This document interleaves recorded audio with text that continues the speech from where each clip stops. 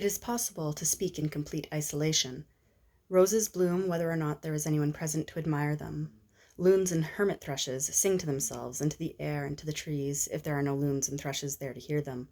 Human language can do the same. It is not, however, possible to learn to speak in isolation. Not for humans, not for birds. Language, hard as it is formed on the soft anvil of community. It is something that links us to each other, as well as to the world beyond ourselves, the larger music which we echo when we talk. Language is also, of course, something that sets us apart from each other.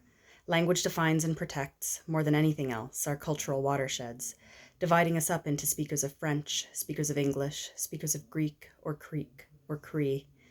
But humans are mammals, not trees. Humans can move, if they choose, from one linguistic watershed to the next, and they frequently do. Every people has a language. Every language has a literature. Most of those that have existed have never made the leap from oral to written. But if you follow any of the great and famous written literatures back in the direction of its roots, you will come to such a moment when oral works were caught in the snare of the page. The Odyssey, the Iliad, the Song of Deborah, and the story of Adam and Eve in the Garden of Eden, the Ramayana, the Beowulf, the Poema del Cid, I can't pronounce that, are all oral works that were captured in writing.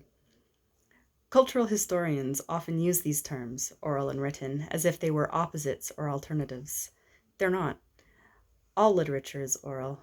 Writers are simply that unusual or deviant class of storytellers and singers who take their own dictation. It is true that writing changes literature. It changes it, first of all, by leaving things out. A transcript of an oral poem never captures the fullness of a living performance tradition, and this is where writers become more deviant still. As they take their own dictation, they begin to try to use the resources of writing to patch up the holes and mend the tears they cannot help but make in the fabric of literature as they slip from the oral tradition. The presence of an audience changes literature too. An oral composition also leaves things out. It leaves out what is whispered or unspoken. Writing opens the door to those who speak sotto voce or in solitude. It can make the process of speaking in solitude more fruitful, more socially acceptable, even more lucrative for some, but it doesn't create the phenomenon.